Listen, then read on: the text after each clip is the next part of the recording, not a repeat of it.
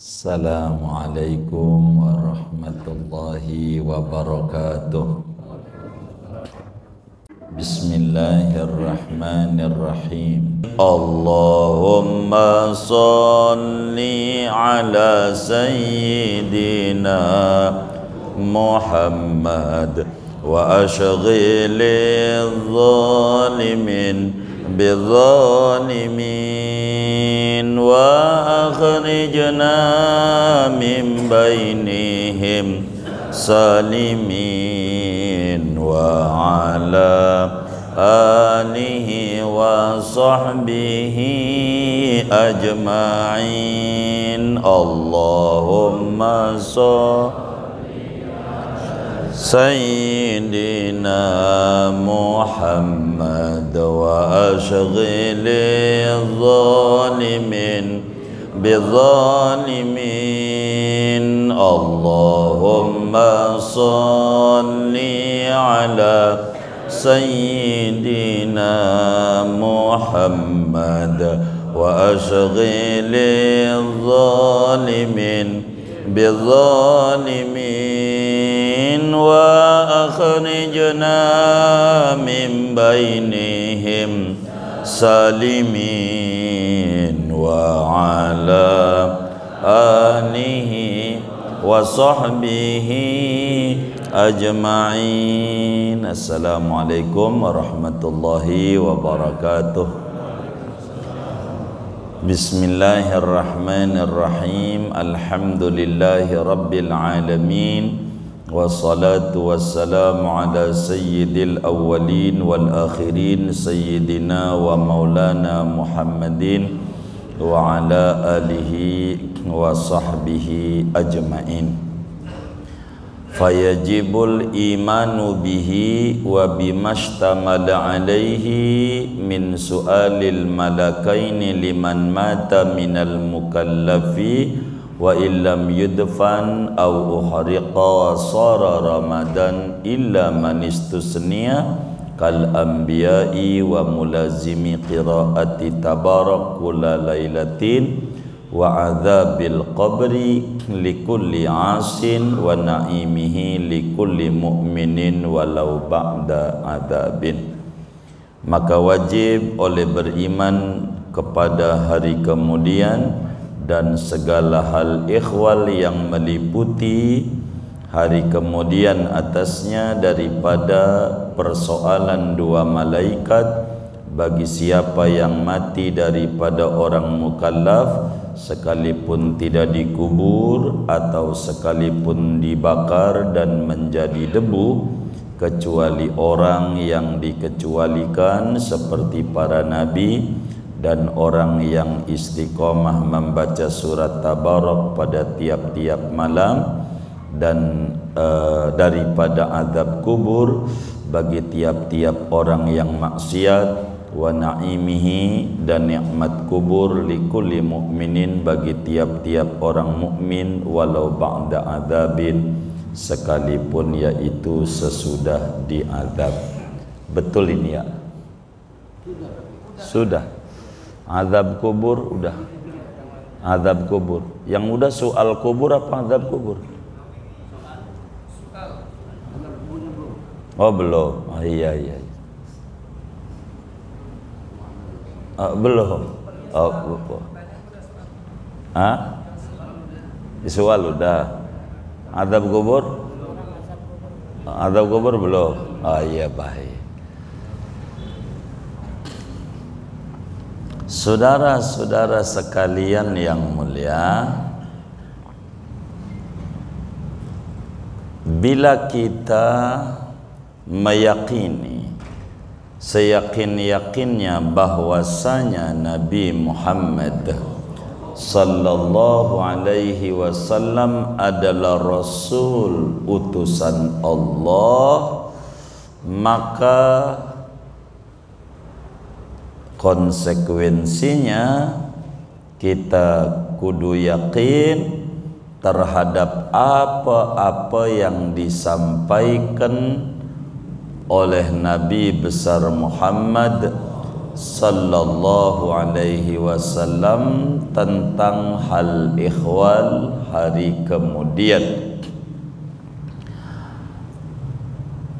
Termasuk di dalamnya kita wajib yakin adanya azab kubur, dan kita wajib yakin adanya nikmat kubur. Sehingga seorang mukallaf yang umurnya 15 tahun ke atas, akalnya sehat, wajib tertanam di dalam hati sanubarinya keyakinan yang kuat, keyakinan yang bulat, keyakinan yang mantap bahwa yang namanya azab kubur benar adanya. Yakin bahwa yang namanya nikmat kubur benar adanya, dan adanya azab atau nikmat ini setelah persoalan daripada malaikat mungkar dan malaikat nakir. Dari mana dalilnya bahwa di dalam kubur itu bukan tidur doang? Orang itu sesudah disoal mungkar nakir bukan tidur doang, tidur panjang di kubur. Dalilnya dari mana bahwa di kubur itu ada azab bagi siapa orang yang dulu di dunia durhaka sama Allah daripada orang-orang kafir dan orang-orang mukmin yang maksiat. Dan di dalam kubur itu ada nikmat bagi orang-orang mukmin saja, meski si mukmin itu sesudah mengalami diadab dulu di kubur karena pelanggaran-pelanggaran yang dia lakukan di dunia. Dalilnya saudara bahwa azab kubur itu benar-benar ada, bahwa nikmat kubur itu benar-benar ada, adalah apa yang ada di dalam Al-Quran, apa yang ada di dalam hadis-hadisnya Nabi besar Muhammad sallallahu alaihi wa alihi wa sahbihi wasallam.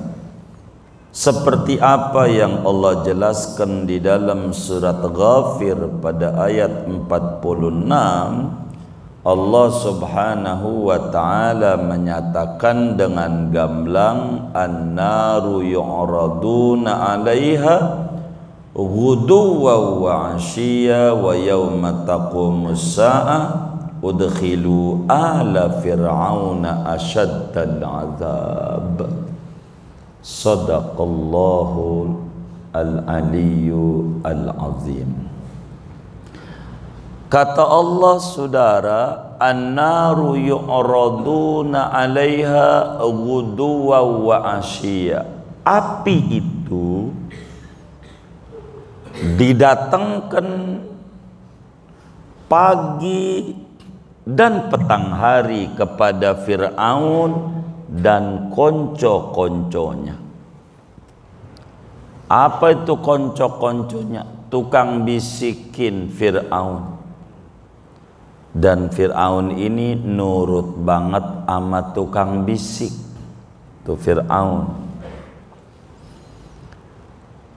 Jadi yang namanya kaumnya Fir'aun itu dikubur, diombang-ambing oleh api pagi dan sore.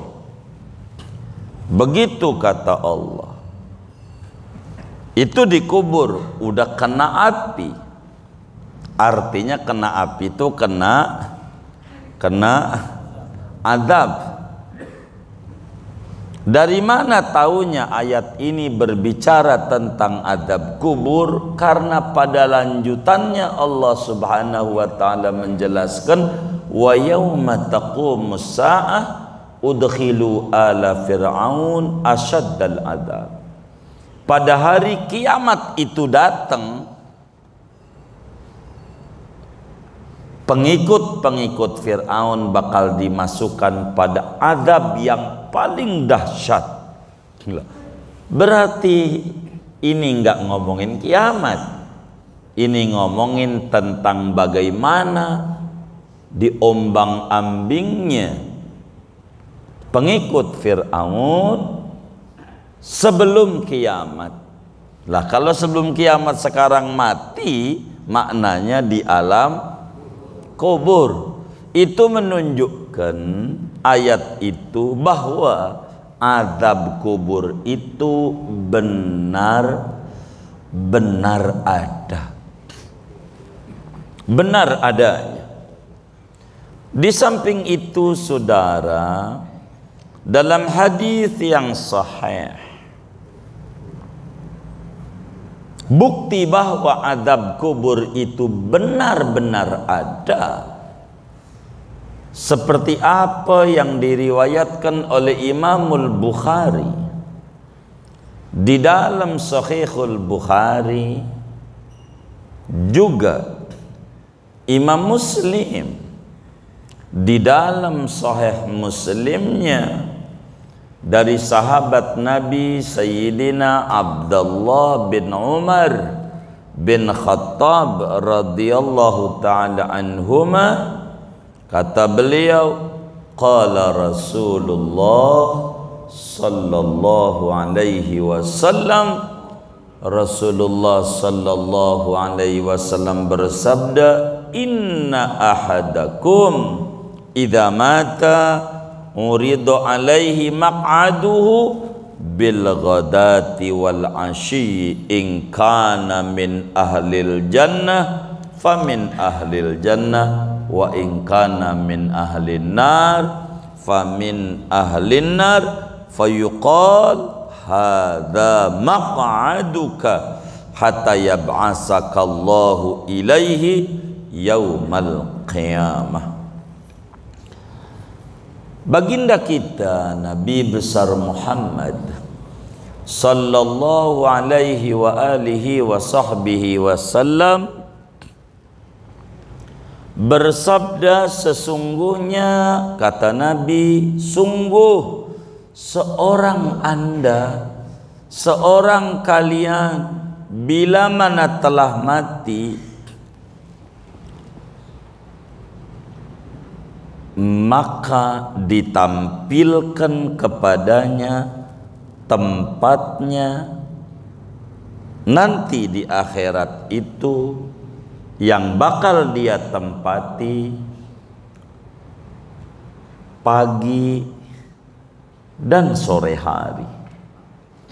Setiap pagi dan sore hari tempatnya kita, apalah surga, apalah neraka. Nanti saat ada di alam kubur akan ditayangin tentang tempat yang bakal kita tempati nanti di akhirat. Kata Nabi, in kana min ahlil jannah, kalau dia termasuk ahli surga, maka akan ditunjukkan tempatnya buat penghuni surga. Allahumma ij'alna jami'an minhum. Bila kemudian orang itu termasuk ahli neraka, maka akan pula diperlihatkan tempatnya nanti di neraka. Allahumma sallimna. Itu begitu, pagi dan sore. Lalu malaikat bilang, hadza maq'aduka, ini loh tempatmu. Kalau ahli surga, ini loh nanti surgamu, surgamu. Moga kita semua termasuk itu. Kalaulah kita orang masuk ahli neraka, ini loh tempatmu di nerakanya, maka Allah selamatkan kita. Tuh begitu. Ini tempat. Terus aja pagi sore ditayangin, nggak berhenti. Begitu, nggak berhenti.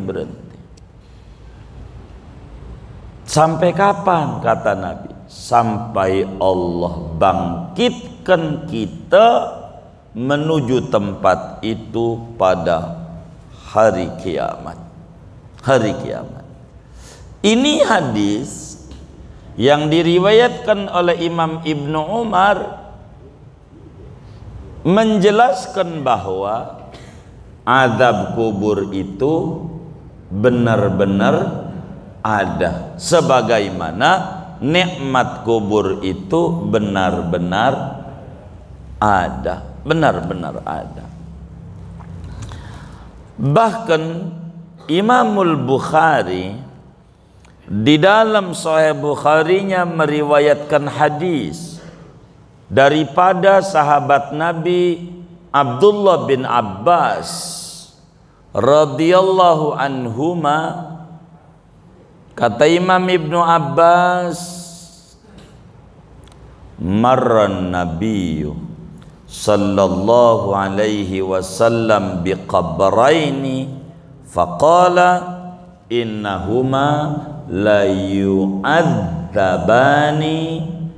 wa ma yu'adzabani fi kabirin amma ahaduhuma fakana la yastanzihu minal baul wa ammal akhar fakana yamshi bin namimah.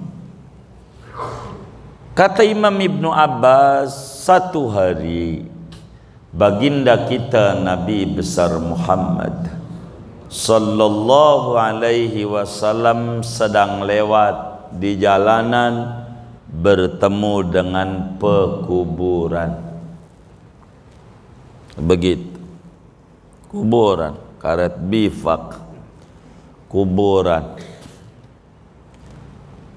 Kuburan itu nampak sama dari awal sampai akhir, sama nampaknya. Tapi sebetulnya tidak sama di dalamnya.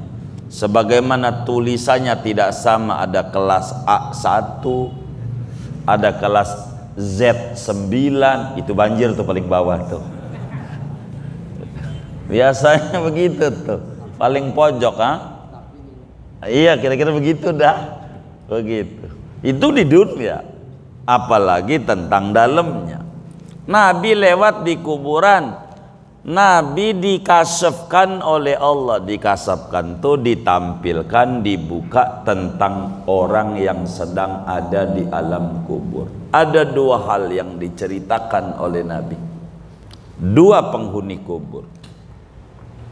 Kata Nabi, innahuma yu'adzabani.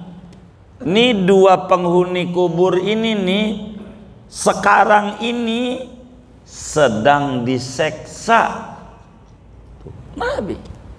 Nabi ngomong sedang, berarti seksa kubur itu ada. Yakini sama kita, biar tauhid kita enggak keluar dari tauhid aswaja. Anis wajib jadi Ahlus sunnah wal jamaah, jangan dicatat. Ahlus sunnah wal jamaah. Begitu, biar tauhid kita nggak keluar daripada tauhid aswaja. Ahlus sunnah wal jamaah. Wah, dicatat lagi.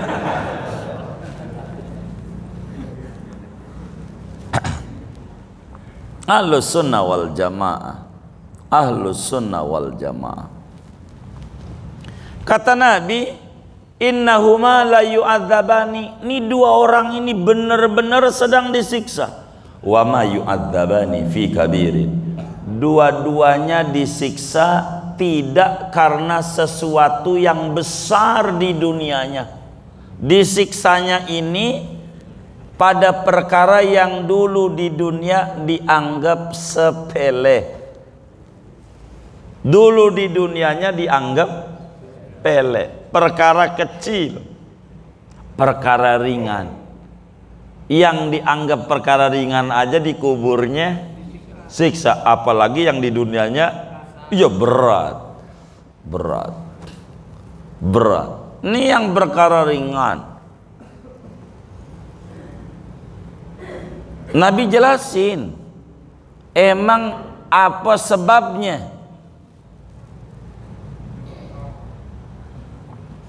Nabi bilang amma ahaduhuma, yang atu ini penyebab dikubur diseksa, fakana la yastanzihu minal baul, kagak bersih urusan najis, urusan cebok. Hadas belum ngerti udah hadis aja. Hadas dulu sebelum ngaji hadis. Begitu. Ini urusan cebok dulu nih, biar rapi. Urusan najis nih, penyebabnya urusan najis nggak ngerti. Jadi ompol anak digabung dengan sarung lakinya, nyucinya di bak. Begitu. Mana airnya enggak nyampe 2 kulah lagi. Begitu. Nyucinya mana di situ. Sarungnya habis itu diperes, dibuang deterjennya, lakan bersih dari deterjen, bersih dari deterjen, kasih molto, lakan wangi, jemur jadi kasih kispray, licin, rapi, wangi, pakai sholat. Mana rakaat 1 Yasin, rakaat 2 Tabarok, kan panjang. Tapi sarungnya nih nyucinya belum benar mengikuti agama. Karena yang dituntut oleh agama adalah suci, bukan bersih. Deterjen mau merek apa aja, membersihkan paling bersih. Nggak bisa mensucikan, kok kagak ngaji. Sedang ngaji mah urusannya suci. Belum lagi anaknya kencing di lantai, kan rumahnya udah mulai keramik, dulu sih tanah, keramik, kencing anaknya. Bilang sama pembantunya, bak tuh, sintong tuh, kencing tuh, baik, ambil air seember, kasih apa yang ini, kayak iya alat pel, udah kencingnya pindah di alat apel, di kain pelnya itu pindah, taruh di ember, maka airnya ada nggak yang di ember itu 216 liter? Ada nggak? 2 kulah ada nggak? Kagak ada. Bah sekalian kamar juga belum, kamar juga gitu. Kasih kipas kering, pulang kerja, wudhu, injak tuh ubin yang kering tuh. Sholat rakaat pertama kafi, kan panjang 6 lembar kafi. Rakaat kedua adalah waqi'ah, kakinya ada apanya?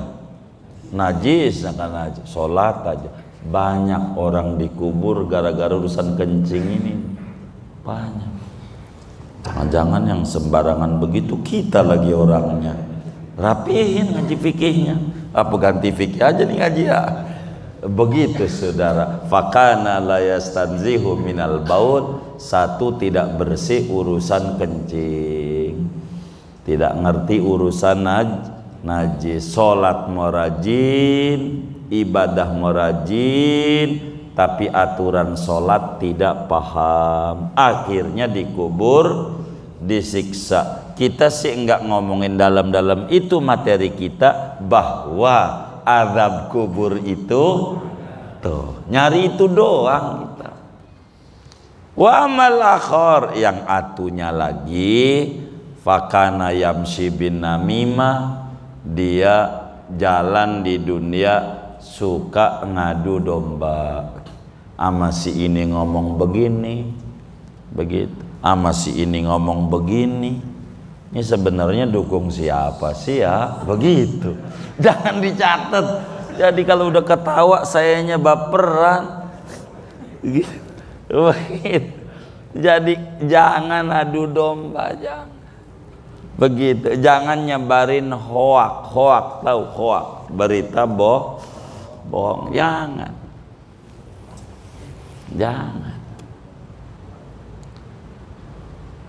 Tuh menunjukkan hadis Bukhari dari Ibnu Abbas tuh azab kubur tuh ada azab kubur. Maka di dalam doa kita tuh, kalau doa arwah, Allahumma ja'al kuburahum raudhah min riyadil jinan, tuh maknanya supaya dapat nikmat kubur. Wala taj'al kuburahum khufratan, mananya jangan sampai dapat azab.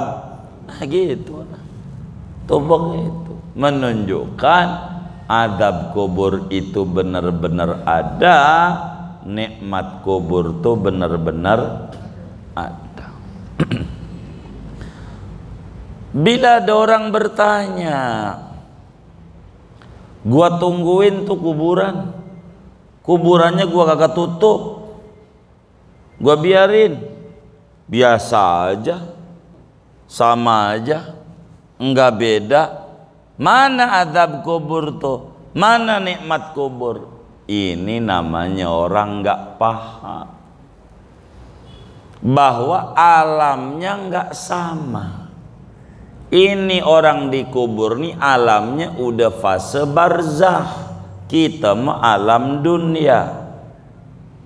Alam dunia, dia mah alamnya alam barzah. Beda alam, enggak nemu.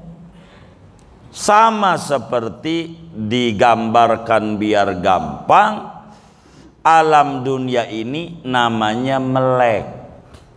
Alam dunia tuh disebutnya alam melek. Melek tuh apa ya? Begadang. Begadang apa ya? Ora tidur. Begitu. Kalau alam barzakh tuh namanya alam ngimpi. Biar gampang, namanya alam ngorok. Ngorok nih lawanannya ya melek. Kita punya dua temen tidur, sebelah kanan kita ada, sebelah kiri kita ada. Kita liatin tidurnya percis banget kayak udang, bengkok aja. Dua-duanya kayaknya seguru seilmu, tidurnya bengkok dua-duanya. Yang satu sebelah kanan pas bangun tidur nyengir aja, nampak di raut wajahnya bahagia, seneng banget.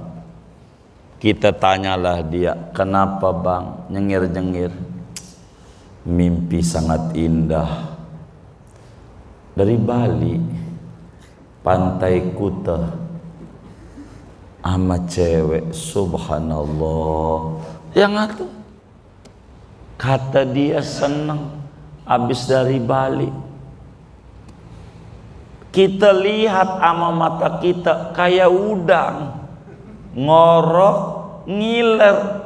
Kita yang lihat, dia bilang seneng banget habis jalan-jalan sama ceweknya dari Bali. Yang kanan, yang kiri mendusin juga bangun ngos-ngosan. Yang kiri, lo ngapa ente rupanya takut banget itu? Takut?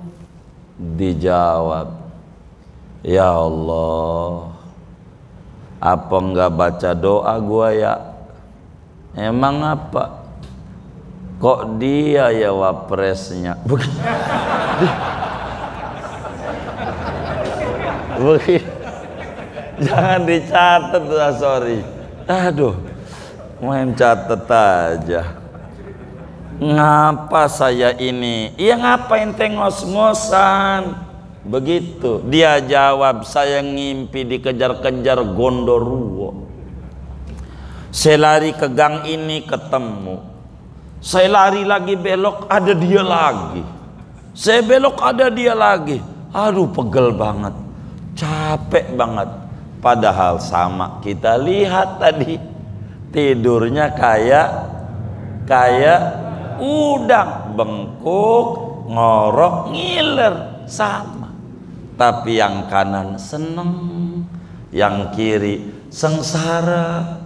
Padahal sama di mata kita, karena kita alam melek, dia alam ngimpi. Demikianlah antara alam dunia dan alam kubur. Begitu. Tuh, urusan politiknya jadi catat. Jadi yang ini aja nih, nikmat kubur, amadab kubur yang dicatat. Jangan keluar dari ini nih. Jangan. Begitu, nikmat kubur itu ada, adab kubur itu ada. Pertanyaannya, apakah yang diadab itu badan?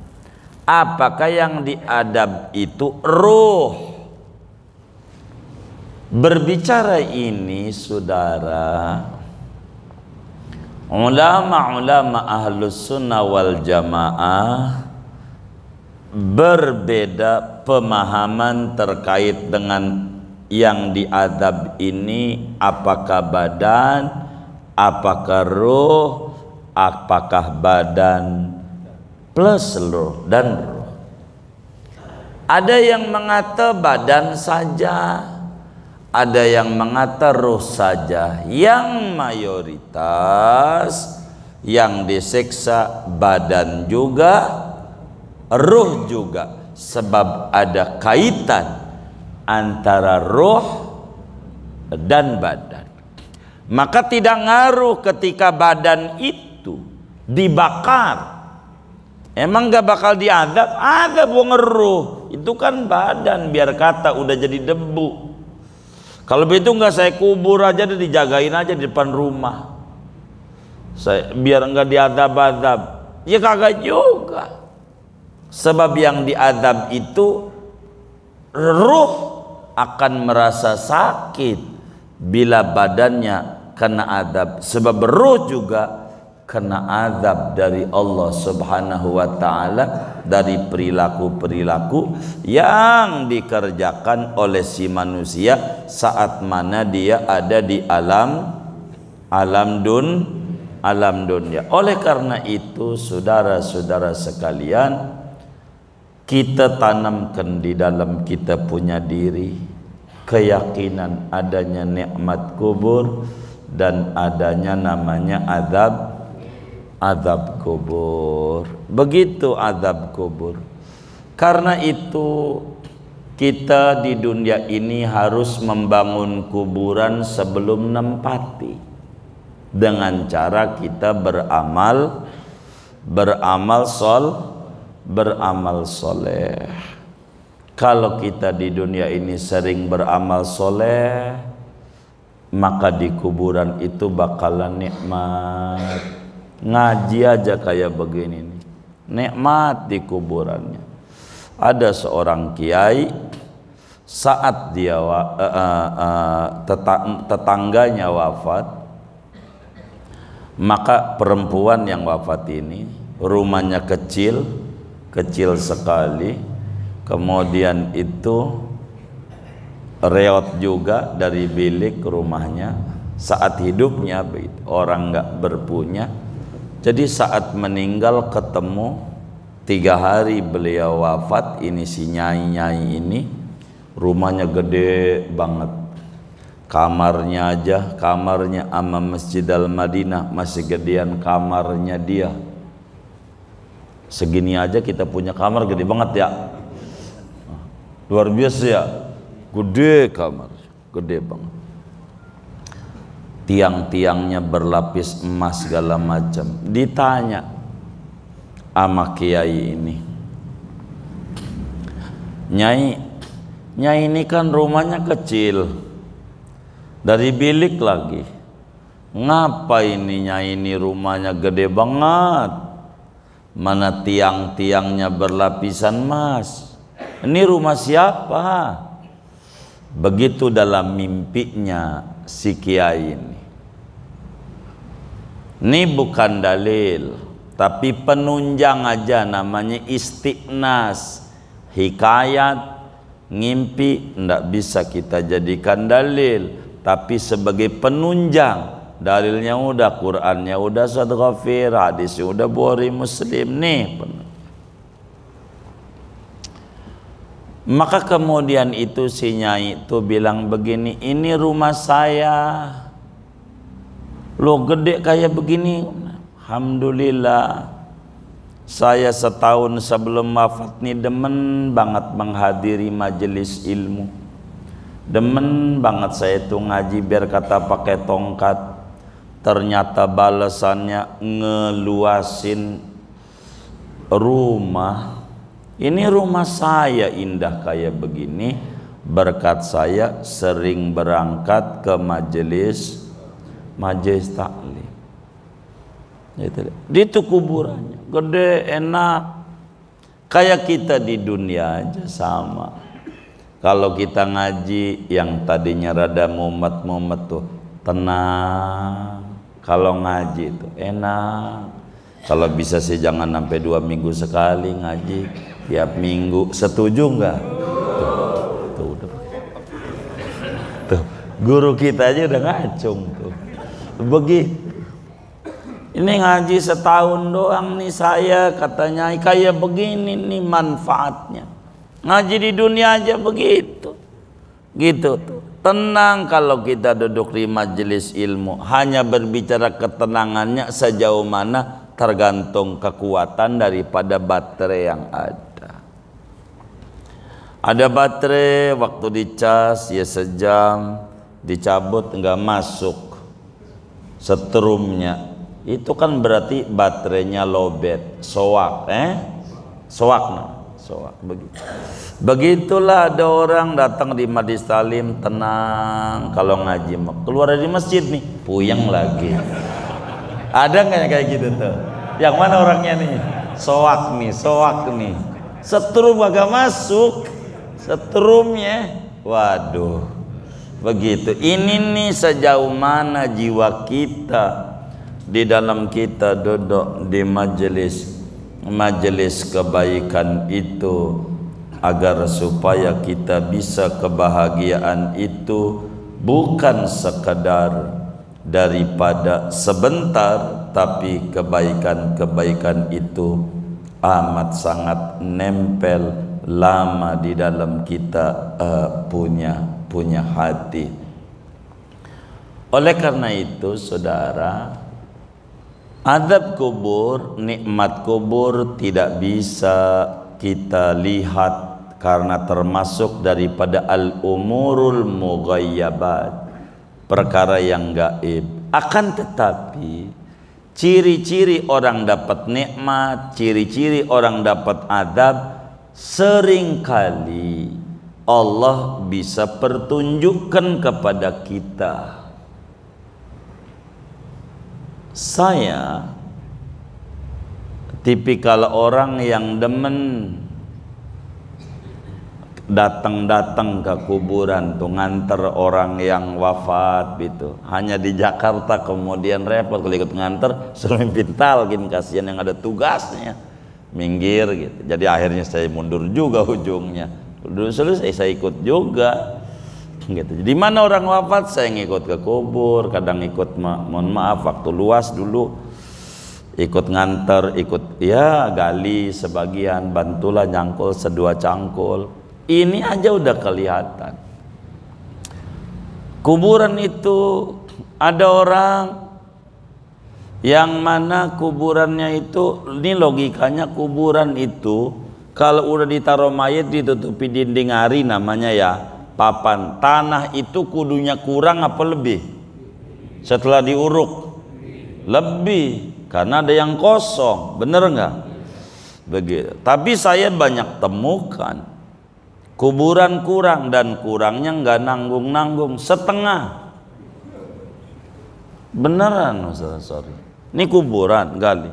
Dimasukin semua tadi yang gali itu, pas masuk setengah ininya tanahnya tuh, sampailah kemudian ia diambilin dari tempat lain untuk bisa nutup rata. Itu aja menunjukkan kuburannya luas. Dari sini aja udah bisa kita cirikan. Lagi ngepres aja udah bagus. Tahu ngepres?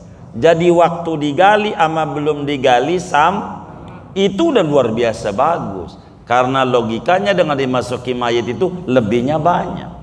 Ini enggak pas, itu aja luar biasa. Apatah lagi kalau sampai kurang. Saya banyak temukan orang meninggal kuburannya tanahnya kurang. Betul, benar begitu kuburannya. Ada kuburan perempuan, ada laki, begitu itu kuburan. Ada kuburan yang saat digalinya aja udah kayak besi aja, kayak besi. Tahu besi? Iya, susah banget. Seharian enggak rapi. Itu boleh ditanya lah sama tukang-tukang gali kubur tuh. Mereka diajak ngobrol berdua, minta ilmu dari mereka dan ngedandanin mereka supaya mulutnya rapih. Kalau yang enggak baik jangan didongengin dah gitu. Tuh begitu. Kalau yang bagus ente dongeng gitu. Tuh begitu. Ini itu aja bisa kita temukan. Di Jakarta aja ada beberapa orang kayak nampak ibadahnya biasa-biasa aja tapi kuburannya rata gitu. Dari kata kita kuburannya bagus ini rata. Tuh. Udah rata. Oh, udah belum? Gimana? Udah belum? Tuh kayak begitu saudara.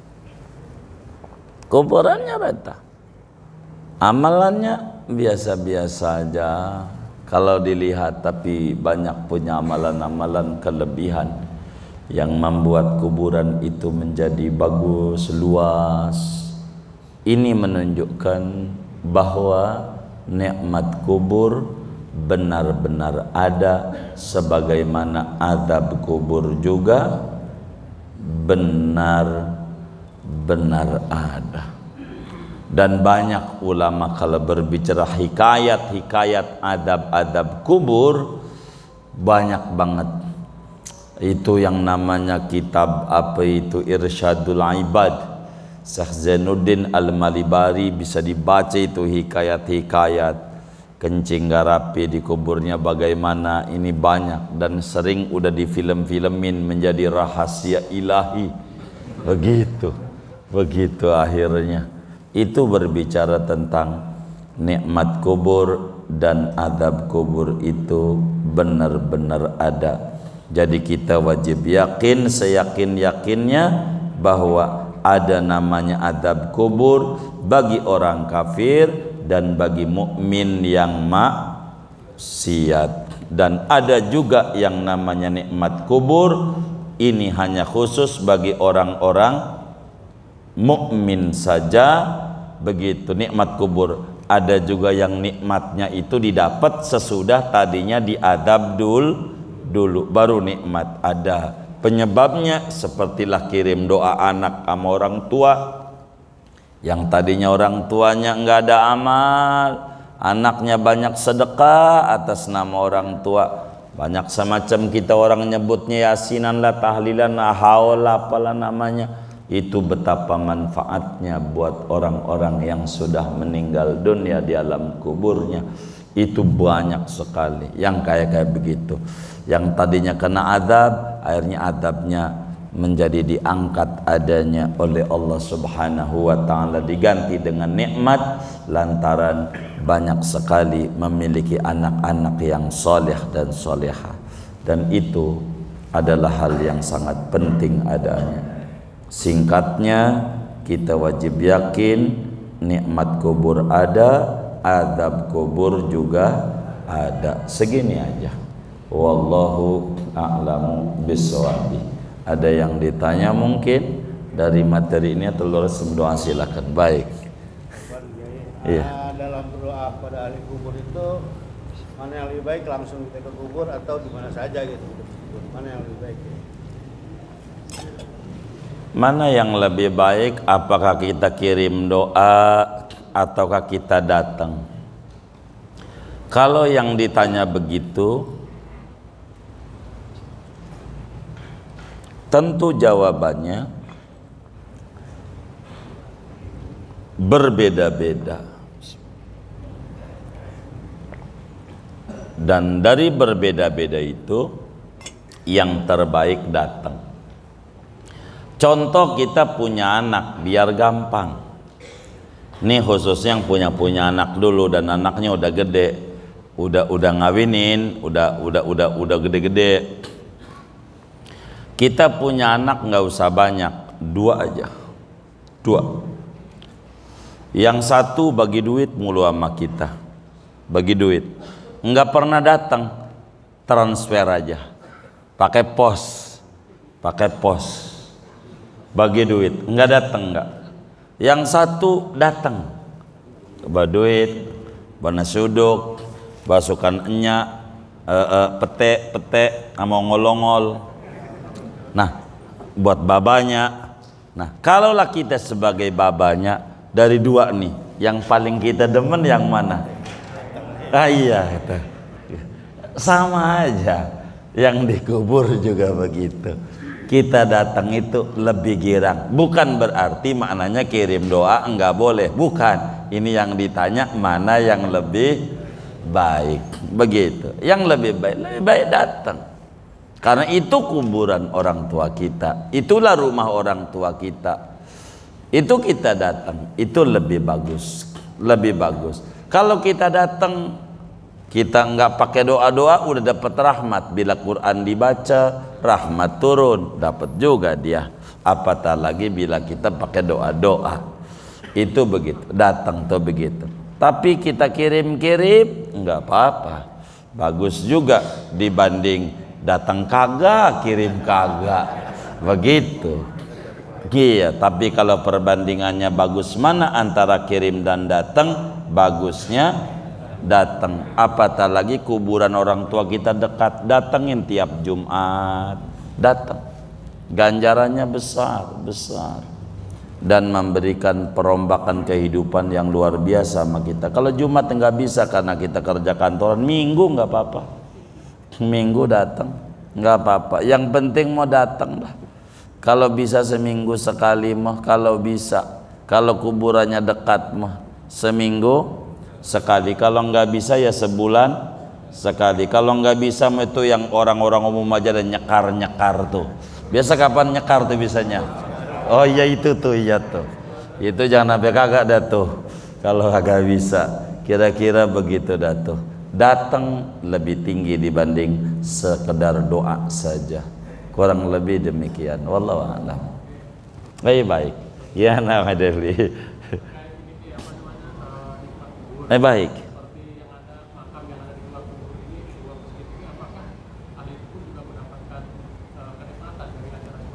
Oh tentu. Jadi yang namanya kenikmatan kubur itu kiat-kiatnya banyak. Di antaranya dikuburkan dekat orang soleh. Betapa yang namanya Sayyidina Umar bin Khattab, orang yang ahli ibadah. Umar ahli ibadah, pemimpin yang sangat adil. Tidak ada dalam sejarah dunia kerajaan yang paling hebat dengan tempo yang sangat singkat begitu, hanya 2 periode gitu. Berapa tahun itu? Berapa? 10 tahun Sayyidina Umar mimpin Islam, tapi Islam bisa mencapai sampai Afrika. Islam perluasan wilayahnya, saking adilnya Sayyidina Umar. Tapi nih kita ngomongin tapinya, adil luar biasa. Saat wafat beliau pesan kalau mati pengen dikuburkan samping Nabi Muhammad. Begitu. Betapa pentingnya sebagaimana hidup bertetangga dengan orang soleh bermanfaat, maka dikubur juga bermanfaat. Begitu, bermanfaat. Begitu. Dikubur sangat bermanfaat. Bila Imam Ahmad bin Hanbal meninggal dunia, padahal hidupnya dalam riwayat-riwayat yang sahih, Imam Ahmad setiap malam sholat malamnya 300 rakaat dari umur 8 tahun sampai umur 80 tahun, enggak pernah pray barang semalam. Itu Imam Ahmad. Ketika umur 80 udah loyo begitu, maka beliau 150 rakaat sampai meninggal dunia. Imam Ahmad saat mau meninggal, beliau panggil namanya Abdullah, anak yang paling tua, Abdullah bin Ahmad bin Hanbal. Kata Imam Ahmad, Abdullah itu di kitab babak tuh di lemari itu, ambilin tolong. Imam Ahmad udah sakit, diambilinlah kitab yang ditunjuk oleh Imam Ahmad. Lalu dibuka sama Imam Ahmad, ada rambut tiga rambut diselipin di kitab. Kata Imam Ahmad, Abdullah, ini rambutnya Nabi Muhammad. Kata Imam Ahmad, baba dibagi oleh guru baba Imam Syafi'i. Jadi bila Sayyidina Abu Bakar hidup bareng sama Nabi, hijrah bareng sama Nabi, ampe wafat kumpul dengan Nabi. Bila Umar bin Khattab hidup bareng sama Nabi, bisa memandang Nabi, hijrah juga ke Madinah dan kuburannya di samping Nabi. Siapa baba tinggalnya di Baghdad, ketemu Nabi enggak? Wong Nabi udah meninggal dunia baru lahir. Begitu kayak kita orang, Nabi udah meninggal, kita baru lahir istilahnya. Begitu kata Muhammad. Maka bila baba tidak bisa bareng sama Nabi, paling enggak meninggalnya bareng sama rambutnya Nabi aja. Ditaruh di apa ini namanya, mata kanan atuh, mata kiri atuh, dan bibir atuh. Begitu. Kenapa? Ya kan kalau nanti babang nggak bisa jawab mungkar nakir, kan mungkar nakir nggak gebuk, wong ada rambutnya Nabi, ada rambutnya Nabi. Artinya kumpul orang soleh itu amat sangat bermanfaat, amat sangat bermanfaat. Kumpul sama orang soleh. Lihat aja itu orang-orang yang dikubur dekat orang soleh. Orang soleh. Ada kiai dari Jawa, anaknya banyak, saya lupa anak tuh ya, 12 apa 13, Dr. Muhid. Namanya Dr. Abdul Muhid Abdul Fattah, murid Syekh Yasin Al-Fadani. Tinggalnya di Wijaya, di Blok O. Yai Muhid. Yai Muhid sehari-harinya anaknya hafal Quran semuanya. Enggak ada yang hafal Quran. Di rumahnya enggak ada televisi, enggak boleh baca koran, boleh TV enggak boleh, sampai wafat. Begitu, enggak ada TV di rumahnya. Tinggalnya di Jakarta, bukan di Jawa, di Jakarta. Orang Jepara aslinya. Wafat dikubur di Kali Nyamatan di Jepara. Kali Nyamatan apa? Robayan nama daerahnya itu. Dekat orang-orang soleh di pemakaman umum. Kata Muhid, ini yang saya mau dongeng. Beliau tukang puasa, saban hari puasa. Nggak pernah enggak, kecuali 5 hari, Idul Fitri, Idul Adha, hari Tasyrik, selebihnya puasa.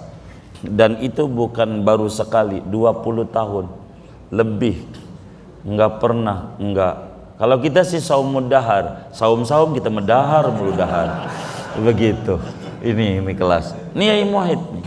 alal-haq, dan kita ziarah seluruh hidupnya ya, kita taklim juga sama beliau begitu ya. Meninggal kami ikut ziarah juga, ada beberapa anak majelis itu ikut, karena Muhyiddin ini luar biasa, alim soleh, nasihatnya banyak, khususnya pribadi berdua tuh.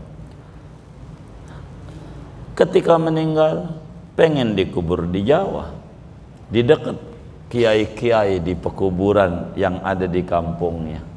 Itu begitu. Maksud saya itu sekelas yang puasa mulu, ibadah mulu, masih kayak begitu. Lah kita ibadah kagak apa kagak, kuburannya mencil sendiri aja, ya udah dah. Ama malaikat mungkar nakir emang juga gua cari begitu. Begitu. Ya Allah. Jadi kuburan dekat orang soleh itu amat sangat bermanfaat.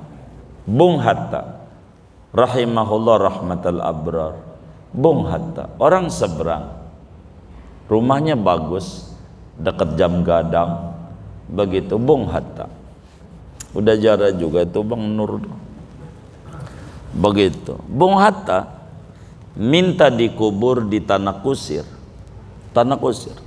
nggak mau di Taman Makam Pahlawan, kubur di situ. Ada sejarahnya, ada.